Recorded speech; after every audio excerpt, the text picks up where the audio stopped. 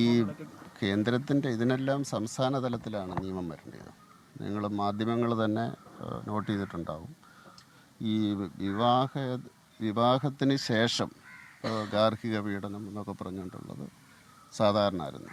ഇപ്പം നിങ്ങൾ ശ്രദ്ധിച്ചിട്ടുണ്ടാവും, വിവാഹത്തിന് മുമ്പ് പീഡനങ്ങളുണ്ടാകുന്നു, നിർബന്ധങ്ങളുണ്ടാകുന്നു, പ്രേരണയുണ്ടാകുന്നു.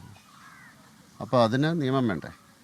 കാരണം സ്വാഭാവികമായിട്ട് സ്നേഹം, പ്രേമം എല്ലാവരും അംഗീകരിക്കുന്ന അതിൻ്റെ അടുത്ത സ്റ്റെപ്പിലേക്ക് കണ്ടീഷൻസ്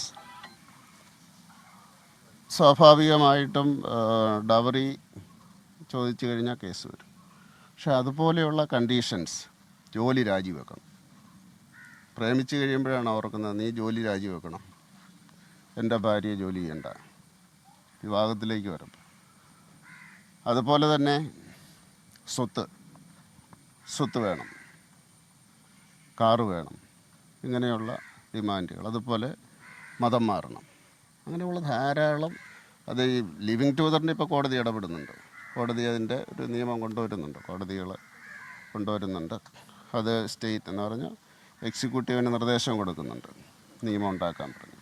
പക്ഷേ ഈ കാര്യത്തിൽ ഇത് വ്യാപകമായിട്ട് പുതിയ തലമുറ പ്രേമിക്കുന്നുണ്ട്.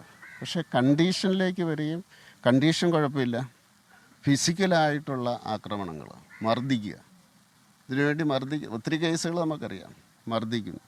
അപ്പോൾ ഇത് തടയുന്നതിന് വേണ്ടി സംസ്ഥാന സർക്കാർ നിയമം കൊണ്ടുവരണം. ഇങ്ങനെയുള്ള കാര്യങ്ങളെല്ലാം കൂടി ഇന്ന വേഷം ധരിക്കണം. അതൊക്കെ വിവാഹത്തിന് മുമ്പ് തന്നെ പറയുകയാണ്. അതിൻ്റെ പേരിൽ സ്വാഭാവികമായിട്ടും പ്രേമമായതുകൊണ്ട് അവർക്കൊരു അപ്രോച്ചിനുള്ള ഇത്, വിവാഹം മറ്റേ രീതിയിൽ ആലോചിക്കുന്നില്ല, അതുണ്ടാവില്ല. പക്ഷേ ഇവർക്കൊരു അടുപ്പം ഉണ്ടാവും. അതൊരു നിയമപരമായിട്ടുള്ള ബോണ്ടൊന്നുമല്ല. ഈ സ്നേഹം ഒരു കയറി ഫിസിക്കലായിട്ട് ആക്രമിക്കാനുള്ള ഒരു ലൈസൻസ് ഒന്നുമല്ല. അപ്പോൾ എന്തിൻ്റെ പേരിലായാലും വിവാഹത്തിന് മുമ്പ് ഇതുപോലെയുള്ള മർദ്ദനം, മാനസികമായിട്ടുള്ള പീഡനം, ശാരീരികമായിട്ടുള്ള മാനസികമായിട്ടുള്ള പീഡനം തടയാൻ വേണ്ടി ലോകത്തെവിടെയായാലും ഏത് സമയത്തും 24 വാർത്തകളും ഓഗ്മെന്റഡ് റിയാലിറ്റി പാക്കേജുകളും എക്സ്പ്ലെയിനറുകളും വിശദമായി കാണാൻ ഞങ്ങളുടെ യൂട്യൂബ് ചാനൽ നിങ്ങൾക്ക് സബ്സ്ക്രൈബ് ചെയ്യാം.